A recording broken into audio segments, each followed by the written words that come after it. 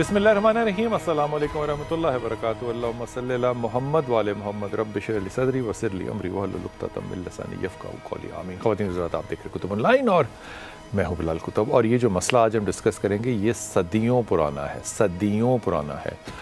सदियों पुराना मैं इसलिए भी कह रहा हूँ कि जब से मुझे होश है, स्कूल के ज़माने से तो मैं नहीं कह सकता, लेकिन कॉलेज के ज़माने से जब से होश है, मुझे याद है कि इस मसले पे डिस्कशन हुआ करती थी। लेकिन दहाइयाँ गुजर गईं, लेकिन ये बहस ना ख़त्म हुई, ना इसका कोई हल निकल सका। इसमें दोनों पहलू जो हैं उसके ऊपर हमेशा बहस होती थी, कॉलेजों में भी होती थी कि ये किसका कसूर है, किसका कसूर नहीं है। हुकूमती अहदेदार भी इस पे बड़े बड़े बयानात जो हैं वो जारी कर सकें, फिर उसका रद्द अमल जो है वो भी ले चुके हैं। इसको अंग्रेज़ी में कहते हैं ईव टीचिंग। ईव और एडम और ईव से, एडम और ईव, आदम और हवा से, हवा ईव है अंग्रेज़ी में, तो ईव टीजिंग कहते हैं। ख़वातीन को जाते हुए जुमले कसना, बातें करना, कुछ ऐसा करना। मुझे एक अच्छी तरह याद है, हमारा एक बड़ा अच्छा दोस्त है भी, तो उसके वो हम काम के लिए, क्योंकि यूनिवर्सिटी माल रोड पे थी, तो अनारकली जाया करते थे, तो वहाँ पे लोगों ने हमें इस बात का ताना देना शुरू कर दिया कि तुसी बड़ा अनारकली जानते हो, फिर तुसी बानो बाज़ार भी जानते हो। हाँ, बानो बाज़ार भी जाते थे, वहाँ पे चाट बड़ी अच्छी मिलती थी। लेकिन शायद इतनी होश नहीं थी कि उनका मकसद क्या है। लेकिन आहिस्ता आहिस्ता ये समझ में आई कि ख़वातीन बुनियादी तौर पे, वो आपकी माएँ हों, बहनें हों, बेटियां हों, कुलीग्स हों, क्लास फेलोज़ हों, जो भी हों, उनको ज़िंदगी में कहीं ना कहीं ये तजर्बा ज़रूर हुआ होता है, एक दफ़ा या इससे ज़्यादा, कि उनको जाते हुए लोग आँखों से फ़िज़िकली या घूरते हैं, या छेड़ते हैं, छूते हैं, जुमले कसते हैं। अगर इन सारी बातों को एक लम्हे के लिए अपने ऊपर लगा कर देखिए तो आपको अंदाज़ा शायद हो, मुझे नहीं पता होगा कि नहीं होगा, being a male member of the society, कि कितना घटिया लगेगा अपना आप, कि क्यों आपको कोई जुमला कस रहा है, या क्यों आपको नज़रों से कोई इस तरह से घूर के देख रहा है, जिसे कहते हैं कि सी थ्रू, आपके आर पार नज़रें कर रहे हैं। और ये जो है एक खातून की अभी आप तस्वीर देख रहे थे, कहाँ ये कि हम ये इल्ज़ाम लगाते हैं कि खातून का इन्विटेशन होगा, लिबास होगा। छोड़ दीजिए, ये बहसें इतनी फजूल और बकवास किस्म की हैं कि मैं इस पर क्या कमेंट करूं। वो औरत सर से पाँव तक, मेरे ख्याल में, एक हिजाब तो छोड़ दें, उसका हिजाब भी कम अज़ कम 2.5 गुना ज़्यादा है। उसके बावजूद वो जो शख्स उसको पीछे से आके उसके साथ बदतमीज़ी कर रहा है, उस शख्स की माशाअल्लाह ताला, अब ये मैं तंज़न कह रहा हूँ, माशाअल्लाह ताला अपनी दाढ़ी है और ख़ुद जो है वो किसी मस्जिद का इमाम लग रहा है, या कम अज़ कम मौलवी ज़रूर लग रहा है। अब वो अगर ये हरकत करे और मैं किसी से कहूँ कि दाढ़ी इसकी जो है नहीं होनी चाहिए, तो इस पर भी इतराज़ होगा। एक दफ़ा हमारे एक दोस्त ने, मैं अपने पहले मेहमानों का तारुफ करा दूँ, फिर ये बात आपसे शेयर करता हूँ। हमारे साथ जनाब डॉक्टर ताहिरा रवाब है। अस्सलाम वालेकुम डॉक्टर साहब। हमारे साथ जनाब सना मुनीर है। अस्सलाम वालेकुम। आप लोग मुस्कुरा रहे हैं, मुझे लगता है कि आप एग्री थोड़ा सा तो करते हैं मेरे साथ। नहीं, मैं आपकी बात से बड़ा एग्री करती हूँ। ओके, हमारे साथ जनाब नयाब गौहर होंगी इंशाल्लाह ताला, और फातिमा चद्दड़ जो है ये हैं farmer chairperson women protection authority की, इनसे भी बात करेंगे। एक मौलवी साहब का फ़ोन आया जो हमारे एक बहुत अच्छे गेस्ट हुआ करते थे। फिर ज़ाहिर है इस वाक़े के बाद दिल से उतर जाता है शख्स या इंसान उसकी क्रेडिबिलिटी पे। उन्होंने एक फ़ोन किया, उन्होंने कहा जी हमारे एक साथी को जो है वो किसी ने हैरेस किया है, और वो साथी जो था वो भी मौलवी साहब थे और मैं उनको भी जानता हूँ, तो आप उसके बारे में बताएं कि हम कहाँ करें, आप इसको मीडिया पे लेकर जाएं। मैंने कहा यार हुआ क्या? कहते हैं जी वो किसी के घर गए थे चंदा मांगने, तो उन लोगों ने उसको पकड़ के मारा है, उसकी दाढ़ी काट दी। देखिए जी शरई चीज़ जो है उसकी उन्होंने शरीयत को हाथ मारा है। तो मैंने कहा वो चंदा मांगने क्यों गया था? मदरसे के लिए। मैंने कहा उसका तो कोई मदरसा ही नहीं है, मैं उसको जानता हूँ। कहते नहीं वो जाली मदरसा उसने बनाया हुआ था पैसे इकट्ठे करने के लिए। तो मैंने कहा वो फ्रॉड लगा रहा था, उस फ्रॉड पे वो पकड़ा गया। उस फ्रॉड के पकड़े जाने के बाद उन लोगों ने उसके साथ जो भी किया, ये हैरेसमेंट कैसे हो गई? देखें ना जी, तो दाढ़ी काट। मुझे नहीं पता, मैं किसी ये मौलवी साहब से बात करूंगा तो वो मेरी जान को आएंगे कि जनाब नहीं, बात तो वो ठीक कह रहा था। लेकिन आप हर हालत में देखें, जितना मर्जी कह लें, मैं खुद इसके बड़ा अगेंस्ट आवाज़ उठाता हूँ, लेकिन इस माशरे में औरत महफूज उतनी नहीं है जितना हम बोलते हैं, जितना हम इस्लामी माशरा कहते हैं और इसका ढिंढोरा पीटते हैं, उतनी महफूज नहीं है। अब इस पे ये बहस भी मैं नहीं चाहूँगा कि करे कि लिबास कैसे है, क्योंकि अगर 2.5 गुना हिजाब वाली औरत को एक मौलवी ये जो छेड़ है, ये दिखा भी नहीं सकते, इसको फेड करना पड़ा है। अगर ये हो सकता है तो फिर बाकी क्या करेंगे। नयाब मेरे साथ हैं। नयाब गौहर, बहुत शुक्रिया आपका। नयाब गौहर, थोड़ा सा इस पे अपने दिल का रुझान बताइएगा कि इन मामलात में ख़वातीन वाक़ हो रही हैं, मेरा ख्याल है, तख़य्युल है, या इसके ऊपर आपके ख्याल में कोई डेटा भी अवेलेबल है? जी, अस्सलाम वालेकुम, बहुत शुक्रिया।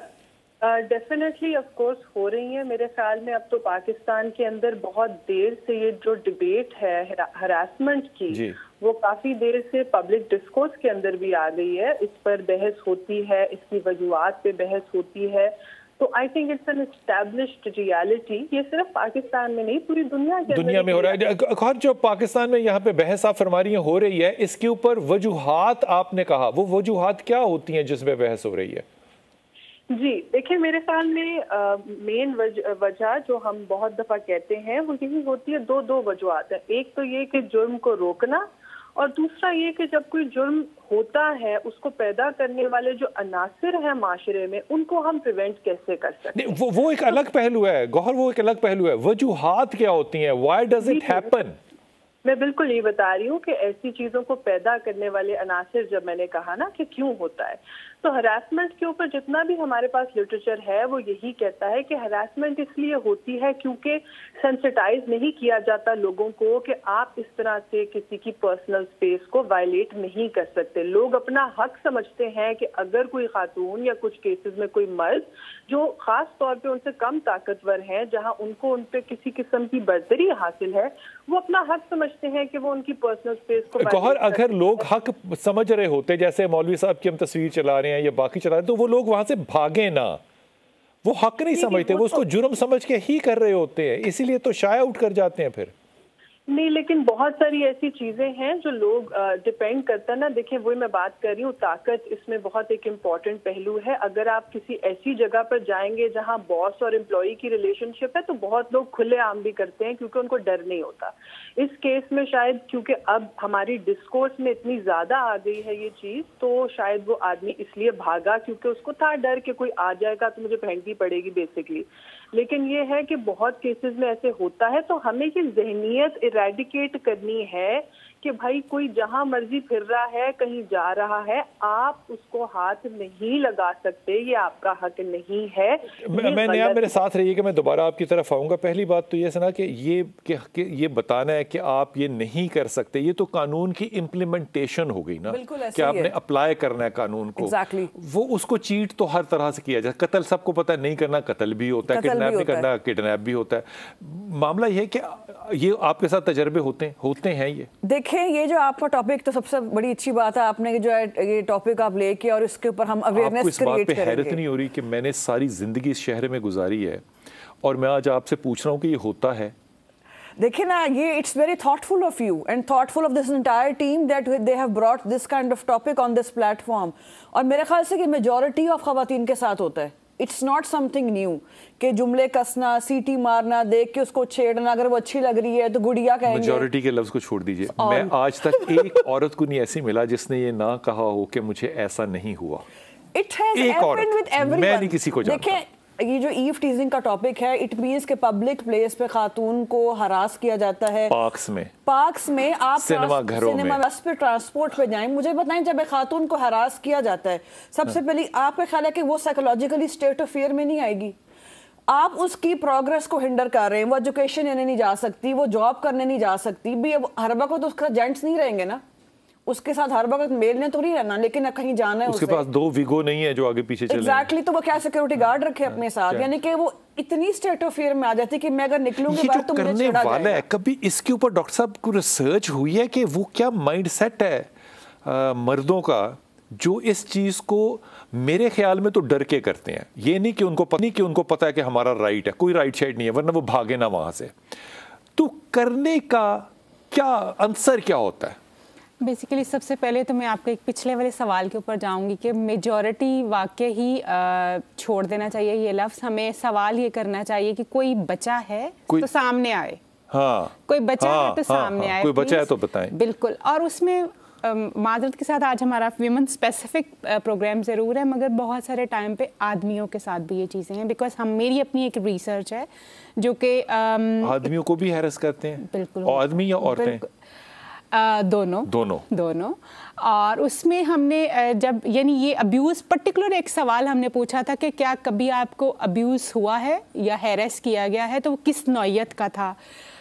100% पार्टिसिपेंट्स का रिस्पांस जो था वो येस में था, और 600 लोगों का वो डेटा था। बहुत बड़ा डेटा है ये, बहुत बड़ा एग्जैक्टली। और 600, और उसमें 50% आदमी थे और 50% औरतें थी। And that was like yes, उनको हैरेस किया गया है। And most of the time जब ये चीज़ आती है तो that comes from the main. हम सिर्फ ये नहीं कह सकते कि औरत जो है इस वक्त खतरे में है आदमी से, आदमी भी आदमी से खतरे में है। आदमी औरत से भी खतरे में है, yes, but not that much जितना हम ये कहते हैं कि जी जितना आदमी को हैरेस करता है, तो वो तो एक बड़ी अजीब सी बात नहीं है? बिल्कुल अजीब बात है। इसी वजह से तो इस पे बात नहीं होती ना। औरत कितने आराम से आके हम भी बात कर रहे हैं ना कि हमें हैरेस किया जाता है। अभी आप किसी आदमी को बिठाएं, वो बोलेगा मुझे हैरेस किया जाता है, because this society is like this कि जहाँ पे आप आदमी को ये उसका रेप हो जाए तो उसके लिए बात करना मुसीबत हो जाती है। और आपके ख्याल में मर्दों का रेप नहीं होता, जबकि स्टैटिस्टिक्स बताते हैं कि औरतों से ज्यादा जो है सेक्सुअली अब्यूज होते हैं आदमी। फ्रॉम किससे? आदमियों से? आदमियों और औरतों से, दोनों। लेकिन number for women is less than main. औरतों का नंबर अब्यूज करने का इसका मतलब स्टैटिस्टिकली नंबर का फर्क है जी। औरतें आदमियों को और आदमी औरतों को हरास करते हैं। बिल्कुल करते हैं। सवाल पर्टिकुलर, आपने मुझे इसका सीधा जवाब देना है। ये साइकोटिक डिसऑर्डर है हैरेस करना? हाँ। बिल्कुल, इसमें बहुत सारे साइकोलॉजिकल फैक्टर्स इन्वॉल्व हैं, जिसमें जैसे अभी हम हैरेसमेंट की बात कर रहे हैं। हैरेसमेंट हो क्यों रही है? एक तो अभी मैडम ने आपने आइडेंटिफाई किया, एक बड़ा स्ट्रॉन्ग एलिमेंट है पावर। एंड देन आपकी सोशल लर्निंग आती है कि जहाँ पे आपने कमज़ोर के बारे में, उसके राइट्स के बारे में, या औरतों को डील करने का तरीका कभी नहीं बताया गया कि आपने किस तरह से करना है। And that starts from your home. लेकिन खवातीन को भी नहीं कभी सिखाया जाता कि मर्दों को कैसे डील करना है? बिल्कुल नहीं सिखाया जाता, नहीं सिखाया जाता। ये किस मुल्क में होता है कि ये डील करना सिखाया जाए, कैसे डील करना? हर जगह सिखाया जाता है। हर अच्छे मुल्क में आप जाएं जहाँ पे प्रोग्रेसिव लोग हैं, जहाँ पे औरतों और मर्दों के राइट्स के ऊपर खास तौर पे बात होती है, वहाँ पे लोग सिखाते हैं। वो स्कूल से सिखाना शुरू कर देते हैं। इवन कल एक क्लाइंट मेरे पास आया, पाकिस्तान में भी सिखाया जाता है कहीं कहीं। तो कल मेरे पास एक क्लाइंट आया, तो उसने कहा कि मैं फ़लाँ यूनिवर्सिटी से पढ़ा हूँ, वहाँ पे उन्होंने हमें ह्यूमनिस्टिक बिहेवियर्स के बारे में बहुत अच्छा टीच किया। And I was literally shocked कि अच्छा, पाकिस्तान में भी कोई ऐसी यूनिवर्सिटी है जहाँ पे ह्यूमन वैल्यूज़ और बिहेवियर्स के बारे में ख़ास तौर पे, जो टॉलरेंस के बारे में आप लोगों को ख़ास तौर पे सिखाया जाए। इसका ताल्लुक क्या अदब से है, तरबियत से है कि आप इज्जत करें, चाहे वो मर्द हो चाहे औरत हो, आप उसकी इज्जत करें। इखलाकियात और तरबियत दोनों से है। दोनों से। अगर अब यहाँ पे हमारे पार्टिसिपेंट में एक कोई मुफ्ती साहब होते तो वो कहते हैं कि नज़र झुकाने का हुक्म पहले मर्द को है। तो ये मुझे सना बड़ी अजीब सी बात लगी कि खवातीन के पास अगर पावर हो तो वो भी क्या है, आदमियों को हरास करती हैं। देखिए, ये तो रेशो बहुत कम है खवातीन को हरास करने के, मर्दों को वो हरास कर रही है। लेकिन ये जो हमारा है, सच है। देखिए, मैंने तो असल अभी नहीं देखा, बिकॉज जैसे ये बता रही हैं डॉक्टर साहब कि मतलब हो रहा है, लेकिन ये बहुत कम परसेंटेज में। असल सूरत हाल ये कि आपका माइंडसेट, जब आप एक खातून को इन्फीरियर कंसिडर करेंगे, और फिर घर में आपका वैल्यू सिस्टम ये बता रहा है आपको जी एक औरत जो है it's just an object. When you try to objectify a woman, जब आप उसको एक इंसान कंसिडर नहीं करेंगे, फिर तो आपको राह चलती हर औरत ही एक जैसी लगेगी। चलो छेड़ लो उसको, चलो उसको जुमला कस दो, चलो छेड़ लो उसको। फातिमा हमारे साथ हैं, जो कि फॉर्मर चेयरपर्सन है वुमेन प्रोटेक्शन अथॉरिटी की। फातिमा, बहुत शुक्रिया, आप हमारे साथ हैं। फातिमा, आप इसके ऊपर थोड़ा सा अपने को दिल का ख्याल हमें इजहार करें कि ये जो ईव टीजिंग है, खवातीन को राह चलते छेड़ना, ये किस हद तक है हमारे मुल्क के अंदर, और क्या इसके ऊपर कोई कानून साजी करनी पड़ेगी या अखलाक साजी करनी पड़ेगी, या कैसे इसकी तरबियत को कैसे परसू कैसे करें? बिस्मिल्लाहिर्रहमानिर्रहीम। थैंक यू वेरी मच समा टीवी का, क्योंकि हमेशा आप लोग जो इस तरह के टॉपिक होते हैं उन पे बात भी करते हैं और बेसिकली अवेयरनेस भी क्रिएट करते हैं, और मेरे ख्याल में मीडिया का इससे बड़ा रोल है और आप इसको प्रॉपर तरीके से निभा भी रहे हैं। देखिए, जहाँ तक आपने बात की कि इस चीज को ये कितनी हमारे मुल्क में है, देखिए ये फिनोमेना पूरी दुनिया में है, ना सिर्फ हमारे मुल्क में है, पूरी दुनिया में है। लेकिन मैं ये समझती हूँ कि हमारा मुल्क इस्लामी जमहूरिया पाकिस्तान, जिसके हम ये समझते हैं कि ये एक मुस्लिम कंट्री है और इसकी जो हम बुनियाद समझते हैं वो जिस नाम से है, उसको लेते हुए हमें ये देखना पड़ेगा कि हमारे बच्चों की जो तरबियत है उसमें कहाँ तक इस चीज का असर है और कहाँ हमसे गलती रह गई है। आपने देखा कि वो जो मैं हमेशा एक बात कोट करती, जो मोटरवे वाला केस था, उसको अगर आप देखें तो मतलब एक औरत निहत्ती, जिस तरह से उसके साथ जो हुआ पूरा एक, मैं ये समझती हूँ कि सबसे पहले जो तरबियत का है वो माँ की गोद होती है। तरबियत एक बच्चे की घर से शुरू होती है। उसे ये बताना बहुत जरूरी है कि जिस तरह आपकी माँ की, आपकी बहन की या बीवी की या बेटी की इज्जत है, अहमियत की हामिल है, उसी तरह ये बाहर फातिमा, ये घर में किसने बताना है, माँ ने या बाप ने या दोनों ने? डेफिनेट ये दोनों ने। देखिए, कोई भी माँ बाप दोनों, क्योंकि माँ की गोद में अल्लाह ताला ने सबसे सिक्योर बच्चे को समझा और माँ की गोद बख्शी और उसके ऊपर शेल्टर उसका बाप, ठीक है, ये दोनों की है।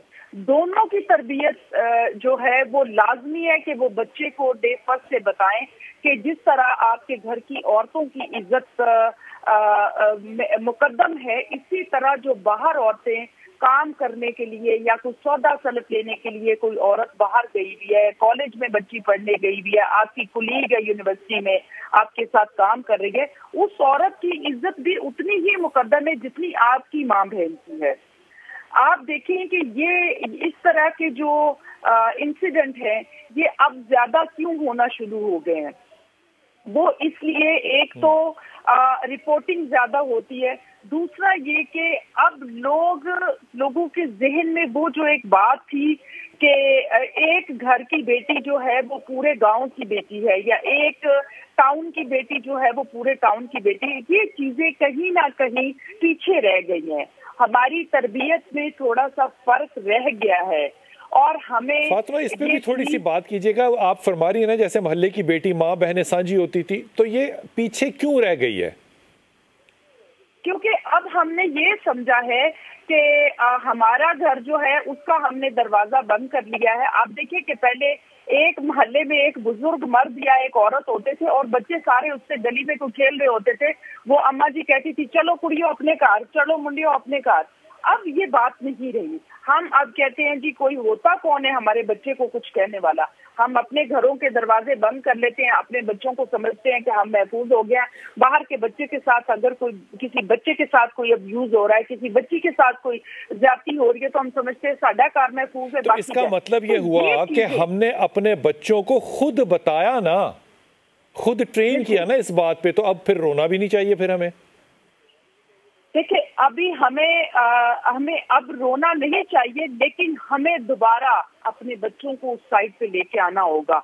ये हर माँ बाप की ड्यूटी है।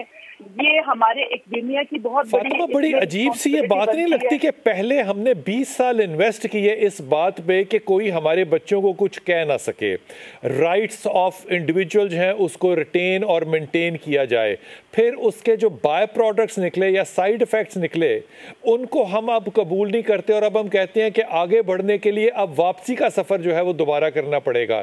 ये शटलकॉक माशरे के साथ हम क्यों खेल सकते हैं और कैसे खेल सकते हैं, क्यों कर खेलना चाहिए? ये लगता नहीं है कि बड़े ही अनप्रोफेशनल लोगों के हाथों में हमने माशरे की कदरें दे दी, फिर इसका जब गैप पैदा होगा तो फिर इस गैप को फिल करने के लिए उलमा कराम अपना रास्ता लेंगे, फिर वो सख्ती करेंगे, फिर उसके ऊपर रद्द अमल होगा। कहीं किसी शख्स को बैठ के ईमानदाराना तरीके से क्या इसके ऊपर वाकई संजीदगी से कोई असूल, कोई कवानीन बनाने चाहिए स्टैटिस्टिकली। जैसे कि डॉक्टर साहब ने कहा कि 600 लोगों का मेरे पास डेटा है, हमारे पास स्टैटिस्टिकली क्या कोई ऐसी एवेल्यूएशन है कि हम मज़हब को, अखलाकियात को, निज़ाम को, किसी को अंडरस्टैंड करके, ब्लेम करके ये कह सकें कि यहाँ गलती हुई है, इसको अब रीडू करना है? क्योंकि मैं जितना मर्जी कह दूँ, महल्ले के बुजुर्ग को आज भी आप वो तौकीर नहीं देंगे जो हुआ करती थी। वक्फा लेके वापस आते हैं।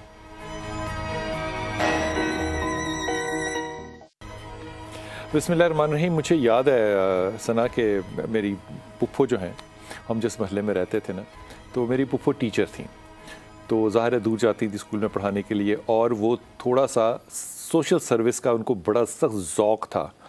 और ये मैं बात बिल्कुल मजाक नहीं कर रहा, ये रियलिटी है। वो बहुत से बच्चों को मोहल्ले में उन्होंने दूध अपना पिलाया हुआ था। सो उनके बच्चों की जब शादी की बारी आई तो पूछना पड़ा कि आपने दूध तो नहीं पिया हुआ, कि ये रिश्ता जो है उतना, यानी कि ये एक माहौल था। इसके बावजूद मेरी पुप्पो कहती हैं कि जब मोटरसाइकिल लोगों के पास आ गई तो लोगों ने ज़्यादा एग्रेसिवली छेड़ना कैसे शुरू किया कि आगे जाना, रुकना, देखना और कोई ना कोई इशारा करना। जब तक वो टांगा और बस थी ना, तब तक सिक्योरिटी ज़्यादा थी। जब फैसिलिटीज़ ज़्यादा आई तो लोगों ने ज़्यादा भरपूर तरीके से।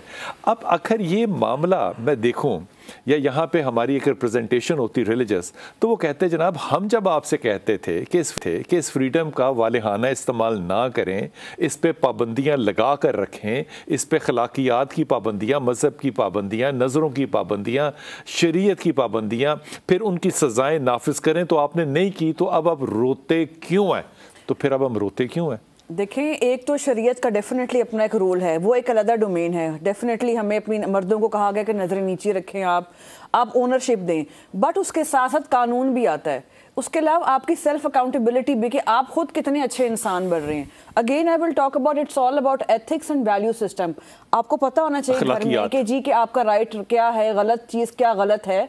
तो जब आपके अंदर ही वो चीज नहीं है, जब आपका कानून भी उस चीज को नहीं कर रहा। देखिए वेस्ट में क्या होता है, वेस्ट में आपके ख्याल में कोई किसी शख्स को ये पता होगा कि ये एक सड़क पे जा रही औरत है, मेरा हक है इस पे कि मैं इसको छेड़ूं? ये कैसे, किसने हक दिया? ये नहीं है, उसको ये समझ नहीं है। यही तो मैं कह रही हूँ, उसको अवेयरनेस ही नहीं है। वो समझते हैं कि इट इज फाइन। मुझे लगता है सना कि वो ये समझता है कि मैं ये करके निकल जाऊंगा, मुझे पकड़ने वाला कोई नहीं। और यकीन कर, जिसको वो करता भी है तो वो तो लड़की तो स्टेट ऑफ में चली जाती है, उसको तो समझ ही नहीं आती, वो तो रोना शुरू कर देगी मेरे साथ हुआ क्या है। फिर आप अक्सर देखते हैं, आप सोशल मीडिया पे लड़कियां पोस्ट कर रही होती हैं कि हमें यहाँ पे ये किया गया, हम हैरास, इनसिक्योर फील कर रहे हैं। देखें, ये तो हम डेफिनेटली शरीयत का अपना एक रोल है, वो एक अलग डोमेन है, उसको बस साइमल्टेनियसली लॉ भी आना चाहिए। यहाँ पे दूसरी बहस पता क्या आएगी? तो कम से कम पुलिस को कॉल, दूसरी बहस पता क्या आएगी कि आप 14 अगस्त को वहाँ पे ये कह के मीट एंड ग्रीट करके फिर हरासमेंट का मुकदमा नहीं, वो अलग चीज है। वो सोशल मीडिया का मिसयूज जो है वो अपनी जगह है ना, मिसयूज अपनी जगह। लेकिन मैं यहाँ पे कह रही हूँ, वेस्ट में देखें, उनका क्रिश्चियन कंट्रीज हैं, बुद्धिस्ट कंट्रीज है, लेकिन वहाँ पर क्या वजह है? वहाँ पर खवातीन अगर फिर भी रही, रात को 12 बजे खातून निकल रही है, कोई छेड़ेगा नहीं उसको, कोई हरास उसको नहीं करेगा। बहुत रेयर केसेस में मतलब दे फील के जी नहीं निकलना चाहिए, लेकिन उसकी सजा जो है, उसकी सजा ठीक ठाक कमाल किस्म की। नया आप साथ हैं नया, आपको नहीं लगता कि फिर वो जो हमारे उलमा कराम साहब कहा करते थे कि इस्लामी कवानीन को नाफिज किया जाए और सख्ती से किया जाए, तो फिर वो ठीक कहते थे? देखिए कुतुब साहब, मैं इस पे ये कहूंगी कि द की इज बैलेंस। ठीक है, हमें ये भी देखना है कि दुनिया का हर माशरा बदलता है। 2022 में आप इस तरह की तजावीज़ नहीं दे सकते कि हम सिर्फ तभी महफूज हैं अगर खवातीन जो हैं वो पब्लिक डोमेन में मत जाएं, वो भरपूर जिंदगी मत गुजारें, वो ऑफिसेज में मत जाएं, सड़कों पे मत जाएं, पार्क्स में मत जाएं। ये एक रियलिटी है, वो निकलेंगी। ये एक नई रियलिटी है, हमारा माशरा इवॉल्व कर रहा है बाकी पूरी दुनिया की तरह। तो हमें इसके लिए एक नई जहनियत चाहिए। वो नई जहनियत ये है कि जी आज के माशरे में सड़कों के ऊपर भी, पार्क के अंदर भी, स्कूल में, हर जगह खवातीन भी एक भरपूर शहरी की तरह अपनी जिंदगी गुजार सकती है और हमें ये स्पेस शेयर करनी है। हमें ये माइंडसेट बनाना है कि ये जो पब्लिक स्पेसेस हैं, जो पहले एक्सक्लूसिवली एक मेल डोमिनेटेड डोमेन थी, वो अब सबके लिए है और हमें इस स्पेस को शेयर करने का तरीका सिखाना है लोगों को। पहले भी ये बात हुई, ये तरीका कैसे सीखेंगे हम? हमारे माशरे में जो मुख्तलिफ इंस्टीट्यूशंस हैं, हमारे खानदान हैं, हमारे स्कूल्स हैं, हमारा मीडिया है, हमारी रियासत है, कानून है, इन सबको अब ये सिखाना है, लोगों को सेंसिटाइज करना है कि अब वो बात नहीं है। गौहर, आपकी तवज्जो एक और तरफ दिलवाता हूँ कि वो सेंसिटाइज करना है, वो बात आपकी बिल्कुल दुरुस्त है, लेकिन अभी तो हम मजहब से भी सेंसिटाइज नहीं हो रहे ना, जब तक डंडे का जोर ना हो। तो एक सोशल एलिमेंट से सेंसिटाइज होना बड़ा अजीब सा है। मैं एक डेटा छोटा सा ना स्टैटिस्टिकल डेटा आपसे शेयर करता हूँ। डॉक्टर्स का डेटा ले लें, खवातीन जो हैं वो ऑन हैंड जॉब करती हैं और हॉस्पिटल्स में जाती हैं, उनके यहाँ ये रेशो बड़ी कम पाई जाती है। ये नहीं कि अस्पतालों में नहीं होता। इंजीनियर्स हैं, ख़वातीन जो हैं वो डैमों पे काम करती हैं, घरों से सैकड़ों मील दूर रहती हैं। आर्किटेक्ट्स हैं, साइट सुपरवाइजर्स हैं, सर्वेयर्स हैं, ये सब लोग एग्जिस्ट कर रहे हैं। ये प्रॉब्लम जो है ये किसी पर्टिकुलर क्लास के साथ है या क्रॉस द बोर्ड है? पहली तो बात यह कुतुब साहब कि इससे मैं डिसएग्री करूंगी। मेरे ख्याल में अभी भी जो खवातीन की पार्टिसिपेशन है पब्लिक लाइफ में पाकिस्तान में, वो काफ़ी कम है। अगर आप अपने खित्ते के अंदर भी देखें तो हम सबसे नीचे आते हैं वर्कफोर्स पार्टिसिपेशन के अंदर भी। तो मेरे ख्याल में खवातीन का अभी नॉर्मलाइज होना बाकी है। ऑफ कोर्स हमने प्रोग्रेस किया है, लेकिन अभी बहुत सारी चीजें बाकी हैं। दूसरा ये कि मैं बिल्कुल ये नहीं, आपके ख्याल में खवातीन का आगे ना आना हैरेसमेंट की वजह है? देखें, जब तक खवातीन नॉर्मलाइज नहीं होंगी, जब तक आप ये सोचेंगे नहीं कि एक खातून भी सड़क पे चल सकती है, इसमें कोई बुरी बात नहीं है, वो बुरी औरत नहीं है, वो भी किसी काम के लिए या किसी भी चीज के लिए वहां जा सकती है, वो पार्क्स में भी बैठ सकती हैं, वो कुछ भी कर सकती हैं। हमने तो यहाँ पर एक लाइन खींची हुई है ना, जब हम विक्टिम ब्लेमिंग करते हैं तो उसकी लॉजिक क्या होती है? ठीक, मैं फातिमा के पास जाऊंगा। फातिमा, आपने बात सुनी है। मेरा ताल्लुक क्योंकि तालीम से है, मैं तालीमी इदारों को जानता हूँ, मैं ऐसे तालीमी इदारों को जानता हूँ जहाँ के पिछले 30 साल से जो हाकमियत है वो खवातीन की है। वाइस चांसलर जो हैं वो खवातीन हैं, हम उनके अंडर काम करते हैं और बड़ी खुशी से करते हैं। तालीमी अदारों के अंदर पंजाब यूनिवर्सिटी ले लें, अपना BNU ले लें, बहावलपुर यूनिवर्सिटी ले लें, खवातीन भरपूर हैं। क्या ये कहना कि एक औरत जो है वो आज इस दुनिया में इनसिक्योर है, इसलिए सड़क पे नहीं आती, इसलिए वो पीछे रह गई है? मुझे ये बात इसलिए नहीं समझ में आती कि बहावलपुर के चौक में बैठ के मैंने देखा है कि सुबह नमाज के बाद से खवातीन बाहर निकली हैं बहावलपुर में, और वो कामों पे जा रही हैं, तालीम के लिए जा रही हैं। वहां खौफ मुझे नहीं नजर आया। जो खौफ है ये वाकई है खौफ या ये हमने पैदा कर लिया? नहीं, ऐसी बात नहीं है। देखें, सुबह से हम भी नमाज के बाद निकलती है, मेरी रूटीन है कि डेली वॉक करते हैं। आप मॉडल टाउन जाके देखिए, भरा पड़ा होता है, वहाँ पे बच्चियां भी वॉक कर रही हैं, मेल भी कर रहे हैं, बच्चे भी कर रहे हैं, बुजुर्ग भी कर रहे हैं। ऐसी बात नहीं है। सबसे बड़ी बात मैं इसमें जो मेन फैक्टर आपको बताऊं कि देखिए, जिस सोसाइटी में जज़ा और सजा का सिस्टम नहीं होता, रोक टोक नहीं होती, सबसे पहले हमें अपने जो पेरेंट्स हैं, उसके बाद हमारे जो तालीमी इदारे हैं, उसके बाद हमारे जो मस्जिद स्कॉलर्स हैं, हमारी सोसाइटी, हमने असल में अपनी अपनी रिस्पॉन्सिबिलिटी दूसरों पे डालना शुरू कर दी है। बीइंग अ मदर, मेरे पास टाइम नहीं है सारा दिन, मैं वर्किंग लेडी हूँ, मैंने कह दिया जी टीचर करेगा, टीचर ने कह दिया जी ये दीन से बच्चे दूर है, दीन से दूर ने कह दिया सोसाइटी का है। देखिए, हमें सबको अपना अपना रोल अदा करना है। पहले की जब बात करते हैं तो पहले माँ भी जो है वो अपना पूरा रोल अदा करती थी, बाप भी करता था। हमारे जो हमारी आंटियां या हमें जो कारी साहब पढ़ाने आते थे, वो भी बच्चों को साथ लेक्चर देते थे कि बेटा ऐसे नहीं करना, ऐसे। अब हम सिर्फ ब्लेम करना दूसरों पे शुरू हो गए हैं। ऐसी बात नहीं है कि खवातीन बाहर नहीं निकलती या सारी खवातीन इनसिक्योर है। देखिए, हम जिन महजब सोसाइटी की बात करते हैं, वहाँ भी हर 3 मिनट के बाद एक औरत रेप होती है, लेकिन वहाँ पे इस तरह से चीजों को एक तो लिया नहीं जाता। दूसरी बात यह कि हमें किसी से कोई लेना देना नहीं है, हमें सिर्फ अपनी बात करनी है कि हमारे मुल्क में औरत कितनी सिक्योर है। देखिए, being a politician, being social activist, मैं हर वक्त बाहर रहती हूँ, मेरे जाने का टाइम मुझे पता होता है, बाद मुझे आने के टाइम का नहीं पता होता।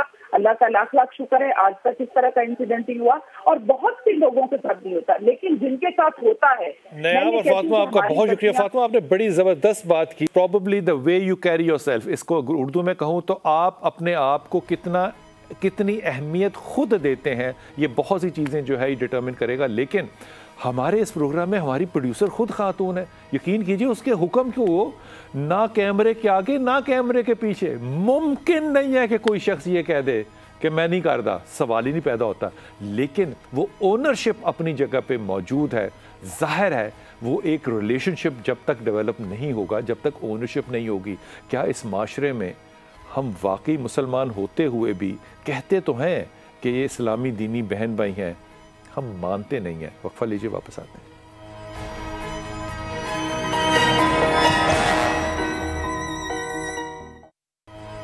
बिस्मिल्लाहिर्रहमानिर्रहीम। मैं जब भी ये देख रहा हूँ ना चलता हुआ, तो मेरे दिमाग में ना जो है ना वो ताहिरा ये बात जो है ना वो बार बार आ रही है कि एक खातून ने हिजाब भी लिया हुआ है, बुर्का भी पहना हुआ है, चाल भी ठीक है, अपने ध्यान में चल रही है, लेकिन बाबा जी को नहीं चैन आया कि वो ये करें। अब मुझे ये समझ में, मुझे कुछ थोड़ा सा समझाएं कि ये नफ्सियाती मर्ज़ है, आज़ादी इजहार जिस्मानी कैफियत है, ये क्या है? क्या ये क्या है बेसिकली? तो जो, क्योंकि हम जितनी स्टैट्स लगाते हैं ना जी, कैरी करना चाहिए, ठीक, सारा कुछ तो वो कर रही है, अब वो और क्या करे? वो नूर की अपनी चादर ढांप ले, क्या करे, कहाँ जाए? बिल्कुल ऐसा ही है।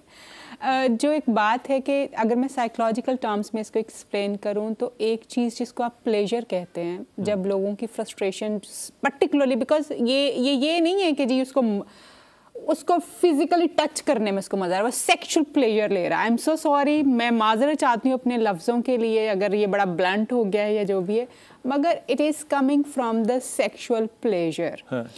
उसको सेटिस्फाई करने के लिए पीपल टच वाला खास तौर पे जो एक एलिमेंट आता है, नहीं होता। No not at all. ये वो सेक्सुअल फ्रस्ट्रेशन है जो कि उसको जहां मौका मिलता है वो वहां पे उसको पूरा करने की कोशिश करता है। ये नहीं, चलिए आप पंगे वाली बात, आपने बात कह दी, आपने जाते हुए एक दो दफा चक्कर लगा लिया, बट व्हेन इट कम्स कि आपने फिजिकली किसी को टच कर लिया तो वो पंगा नहीं है। अच्छा, ये रक्शे में जाते हुए जो देख रहे हैं, ऐਵੇਂ ही मुड़ के देखना है, हाँ। मतलब ये तो लगता है जैसे उन्होंने कोई मन्नत मानी हुई है कि जरूर देखना है। वो एक हमारे दोस्त ने एक बड़ा एक्सपेरिमेंट किया, उसने अपने पाँव को साफ सुथरा करके क्यूटेक्स लगा के रक्शे से बाहर निकाला, और बड़ा जवान आदमी है वो, और उसको भी सारे देखते चले गए। बिल्कुल ऐसा। तो कोई नफ्सियाती बीमारी इस माशरे में है। बिल्कुल नफ्सियाती बीमारी, इसकी दवाई इजाद नहीं हुई, ये कहें। ये बिल्कुल फ्रस्ट्रेशन है एक्चुअली।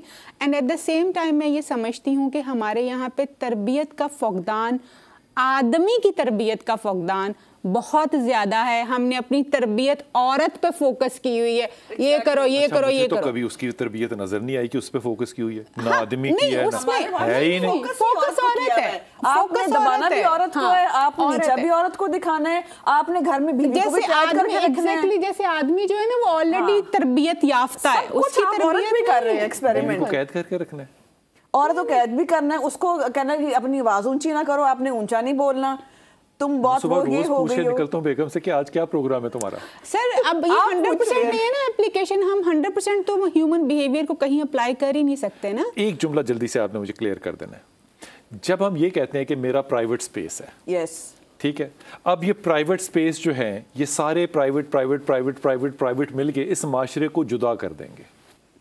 नहीं, जुदा नहीं करेंगे। देखें, ये तो इट मीन्स कि आपको पता है अपने राइट्स के हैं, आपके इंडिविजुअल राइट्स के हैं, आपकी पर्सनल स्पेस कोई किसी को राइट नहीं इंट्रूड करने का, फर्स्ट ऑफ ऑल। उसके बाद आपने कैरी कैसे तो करना, फिर रिलेशनशिप कैसे बनेंगे? नहीं, रिलेशनशिप ये तो नहीं बने कि आप, मतलब देखिए, you everyone should set their boundaries first of all. हम जब बाउंड्रीज नहीं सेट करेंगे, हम कहेंगे ठीक है, अब एक बंदे ने लिवरेज लेनी है, वो और लेता रहेगा आपसे, लेकिन आपने कहीं तो स्टॉप करना है ना। आपको लगता है कि ये बाउंड्री है कि मैं किसी बच्ची को अगर अपने मोहल्ले में देखूं तो मैं शफकत से उसको कहूं कि बेटा ये ठीक नहीं है, कह सकता हूं? आप कह सकते हैं अगर आप उसको जानते हैं तो, वरना नहीं। अगर मैं सिर्फ मोहल्लेदार हूं नहीं मोहल्लेदार, लेकिन अगर आप देखें, मैं देखें, बहुत शुक्रिया, लेकिन मैं heads. इस मामले को इंशाल्लाह ताला फिर भी दोबारा कभी उठाएंगे कि ये जो बात है, क्या ये हमने बीज खुद नहीं बोया डिस्टेंस का, फिर इस डिस्टेंस को करने के बाद अब हम कहते हैं कि जनाब वो कनेक्टिविटीज़ नहीं है, जो बोएंगे वही काटेंगे।